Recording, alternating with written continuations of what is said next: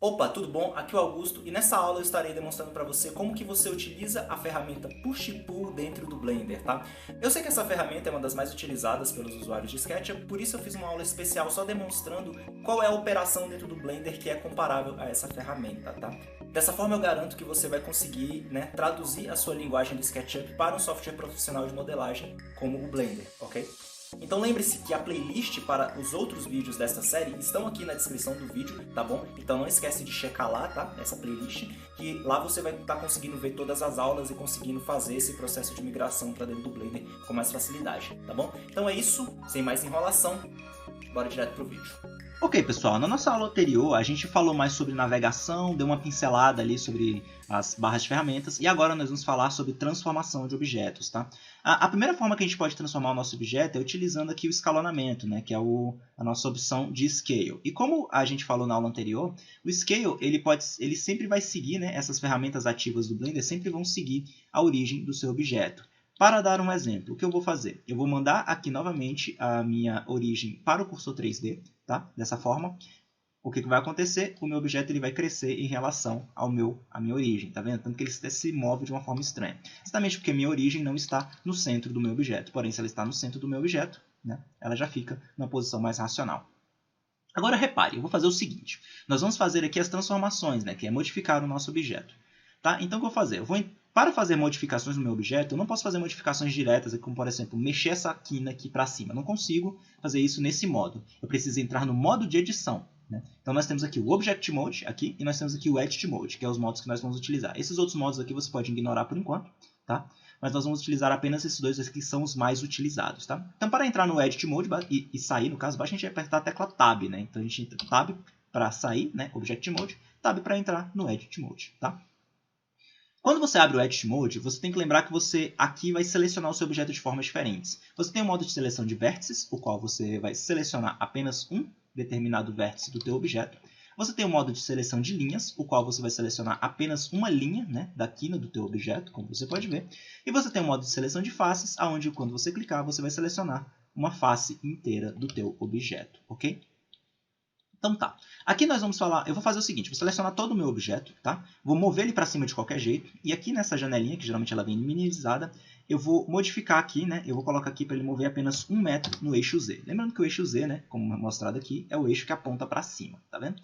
Agora, se eu olhar pela frente do meu objeto, né, no caso eu apertar aqui a tecla número 1 do teclado numérico, eu vou ver aqui o meu objeto de frente, já na vista ortográfica, eu vou ver que ele está exatamente em cima dessa linha aqui, né? Ou seja, o meu cubo tem 2 metros e ele está 1 metro acima dessa minha grid aqui, ok? Agora o que eu vou fazer vai ser o seguinte. Eu vou sair do modo de edição e como você pode perceber, quando eu saio do modo de edição, a minha origem ela permanece no lugar que ela estava antes. Repare, eu vou entrar no modo de edição, selecionar tudo com a tecla A e vou mover o meu objeto, só que eu vou mover com um atalho dessa vez, que é a tecla G, de agarrar, né, de grab. Movi o meu objeto. Saí do modo de edição e a origem do meu objeto continua naquela posição ali. Então, a origem do meu objeto ela é fixa. Eu preciso ficar atento ao fato de que quando eu editar o meu objeto, a minha origem não vai sair do lugar, beleza? Então, aí no caso a gente teria que, por exemplo, vir aqui em Object, Set Origin e Origem para no caso, perdão, Set Origin e oh meu Deus, Set Origin. E aqui a gente clicaria, por exemplo, em origem para a geometria, né? Origin to Geometry. E aí a nossa origem iria para o centro do nosso objeto, ok? Mas beleza, o que eu vou fazer aqui é voltar o meu objeto à posição original. E como você pode ver agora, ó, se eu escalonar o meu objeto aqui, ó, ele vai só para cima. Por quê? Porque o meu ponto zero, a minha origem, é exatamente essa parte, né? Então eu consigo escalonar o meu objeto baseado naquilo. E como você pode ver, a rotação é a mesma coisa. Ele vai rotacionar em relação à minha origem. E aqui como você pode ver, ó, ele sempre rotaciona em relação à minha origem e isso facilita muito a nossa vida, ok? Então, fique sempre atento a essa questão da origem, tá? Bom, vamos deletar esse cubo. Deletei, tá? Agora eu vou aqui no meu cursor, selecionar o meu cursor 3D. Vou colocar aqui o meu cursor no centro da minha cena, tá? E aqui eu vou adicionar um novo objeto, tá? Então, eu vou clicar em Add, Mesh, Plane. Adicionei um plane. E agora o que nós vamos fazer é representar o que seria o correspondente à ferramenta Push e Pull, tá? Eu vou mover esse meu plano aqui um pouco mais para cima, tá? Que ele está um pouco abaixo aqui da minha grid 3D. Beleza? E agora, o que é a ferramenta Push e Pull? A ferramenta Push e Pull no SketchUp ela é nada mais do que uma operação de extrude, tá? E como que essa operação funciona? Bom, Eu preciso, obviamente, né, fazer isso aqui no Edit Mode. Eu não consigo fazer edições no meu objeto a nível de malha, né, mexendo no vértice, nas linhas e nas faces, sem entrar no Edit Mode. Então, vou apertar Tab para entrar no Edit Mode. Tá? E a operação que eu faço aqui é nada mais do que a operação de Extrude, né? Que é esse aqui, Extrude Region. Ele vai me dar essa ferramentinha aqui. Aí eu posso puxar aqui o meu objeto para cima, né? Então, vou puxar aqui para qualquer lugar. E ele vai me dar aqui, né, essa janelinha, né, que ela geralmente vem minimizada, a gente maximiza ela. E a gente vai mudar aqui, por exemplo, eu quero dar um extrude de 15 centímetros para fazer uma laje, né, uma laje bem fininha. Então, vou botar aqui uma laje de 30 centímetros. Pronto. Fiz aqui o extrude, tem aqui uma laje de 30 centímetros, tá vendo? Então, esse aqui é nada mais do que o nosso push e pull, tá vendo? Eu posso dar o extrude também em uma linha, por exemplo. Cliquei aqui em uma linha, puxei, dei extrude. Aí você fala, putz, mas ela foi torta, como é que eu faço para corrigir isso aqui? Você pode mudar aqui as orientações do seu extrude, né? Geralmente, seu extrude ele vem aqui na direção do normal, né? Que é a direção que essa linha está apontando. E a gente pode mudar aqui, por exemplo, para global, né? Que representa nada mais do que esse eixo global aqui em cima, como você pode ver, tá vendo? Então aqui, no caso, eu posso mover ela, né? Aqui ela volta para o seu eixo normal. Mas a gente pode dar extrude numa só linha. A gente também pode dar extrude num só vértice, né? A gente clica aqui no vértice, ó, seleciona ele e dá um extrude nele, que ele vai criar aqui uma linha independente, como você pode ver, tá vendo? Vamos deletar esse vértice, né? E caso você esteja se perguntando, ok, mas eu vou ter que sempre vir nessa ferramenta, ficar nessa chatura e tal. Não, você pode simplesmente utilizar o atalho da tecla E, que é o atalho que a gente utiliza para fazer as extrusões. Por exemplo, eu vou selecionar aqui todos esses vértices, né? Aqui clicando e selecionando todos eles, apertar a tecla E, e ele vai dar essa operação de extrusão para mim. Da mesma forma, né, no caso, com a operação de extrusão, ele vai me dar aqui, né, as opções, e eu vou conseguir aqui, né, mover o meu objeto. Vamos supor que eu fiz essa operação de extrusão, e agora eu quero escalonar, né, essa parte aqui. Eu quero escalonar essa parte aqui de modo que ela fique mais aberta. Então eu vou clicar nesse quadradinho aqui do meio, ó. Tá vendo esse quadradinho aqui? E eu vou puxar ele para dentro e para fora para poder escalonar o meu objeto. Que eu também posso modificar esse escalonamento aqui, ó, dessa forma aqui, né, utilizando esses eixos aqui. Então, por exemplo, eu coloco aqui pontos 2 e ponto 2, para ficar só um quadradinho ali no meio. E agora eu vou dar aqui um outro Extrude Region, né? Eu vou extrudir ele aqui para cima, tá? Vamos supor agora que a gente está fazendo aqui uma chaminé, ok? Supor que isso aqui, que a gente queira fazer uma chaminé aqui. Como que eu faço, né, para fazer uma chaminé?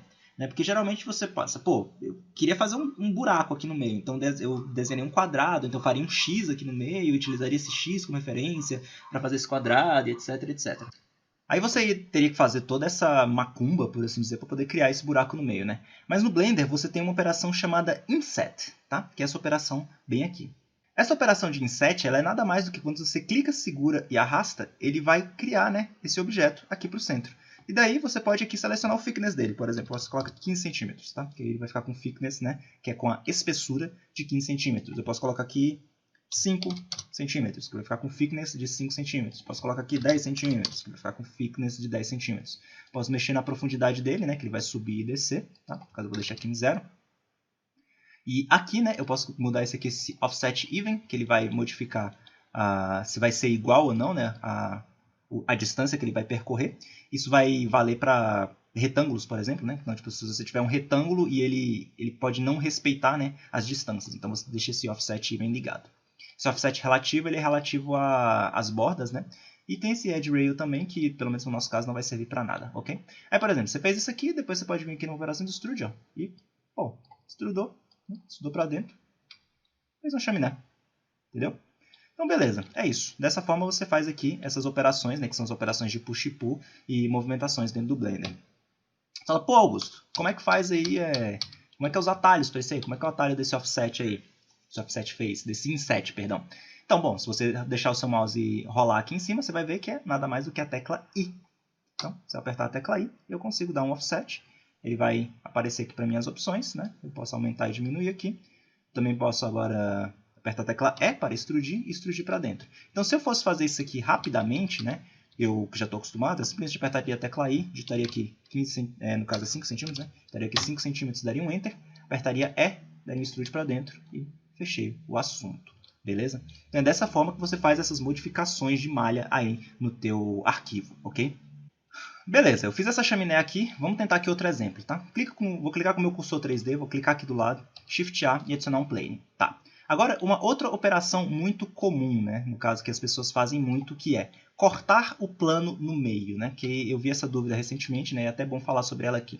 Como que eu corto esse meu plano no meio? Como que eu faço, né, para passar uma linha? Porque geralmente no SketchUp você faria o quê? Você pegaria a ferramenta de lápis, né, e cortaria de um lado ao outro, né, dando snap no centro do objeto. Como que eu faço isso no Blender? Para cortar no meio, basicamente eu só preciso da ferramenta Loop Cut, né, que ela está aqui do lado. Que eu simplesmente vou passar ela aqui e ela vai cortar no meio para mim. Como você pode ver, tá vendo? Dessa forma, ele já criou aqui para mim um vértice aqui no centro do meu objeto, né? E aqui Opa! Eu cortei sem querer. E aqui, né, ele fica aqui com esse Loop Cut aqui no meio, né? Eu já posso aqui até fazer o meu telhado, por exemplo, né, dependendo do que eu esteja trabalhando, ok? Qual é o atalho para esse? Ctrl R de recortar, beleza? O Loop Cut ele tem uma ferramenta importante que, quando você roda a bolinha do mouse nele, que você clica e dá a bolinha do mouse, você pode aumentar o número de cortes dele, né? Você pode vir aqui, ó, e aumentando o número de cortes dele, tá? E ele faz divisões exatas aqui, beleza? Você também pode fazer aqui esse factor, né, que ele vai modificar o centro do teu objeto, aumentar e diminuir o número de cortes, tá, que ele sempre vai fazer de forma igual. E caso você queira utilizar isso aqui no atalho, né, digamos assim, basta você dar um Ctrl R e vai rodando a bolinha do mouse, que ele vai aumentando o número de cortes que ele está fazendo, tá vendo? Então, utilizando o Ctrl R, né, ele vai ter esse comportamento aqui, vamos supor que eu quero fazer aqui 3 cortes, ok? Aí quando eu der um clique, ele vai soltar, e quando eu der um clique com o botão direito do mouse, ele vai soltar bem no centro para mim, ok? Lembrando que se eu der um corte aqui e arrastar um pouco e soltar, ele vai para aquela posição. E aqui, quando eu soltar naquela posição, você vai ver que ele vai me dar um factor, né? Se eu quiser restaurar e botar ele, por exemplo, para uma posição central, eu tenho que deixar o meu factor sempre em 0,5, no caso, né? Deixar o meu factor sempre em 0, na verdade, que aí o factor no 0 ele vai estar sempre no centro. E aí ele tem um 1, que ele vai para extremidade, para uma extremidade, e o menos 1 que ele vai para outra extremidade. Então o 0 é o meu ponto central, ok? Aí eu quero dividir mais isso aqui, eu vou dando aqui um Ctrl R, né? Eu posso ir dividindo aqui de várias maneiras, ok? Então é isso, pessoal. Esses eram os exemplos que eu queria falar para vocês, tá bom? Na próxima aula nós estaremos falando sobre as ferramentas de Snap, ou seja, como que você dá Snap de uma coisa ou outra dentro do Blender, tá bom? Já sabe, se gostou, se inscreve nesse canal e compartilha com aquele teu amigo que esteja querendo saber como que faz isso aqui dentro do Blender, tá? Compartilhar o vídeo é o que você pode fazer para realmente ajudar esse canal aqui a crescer e tornar viável, né, o meu trabalho de criar esses tutoriais, beleza? Então é isso, pessoal. Muito obrigado e eu te aguardo na nossa próxima aula.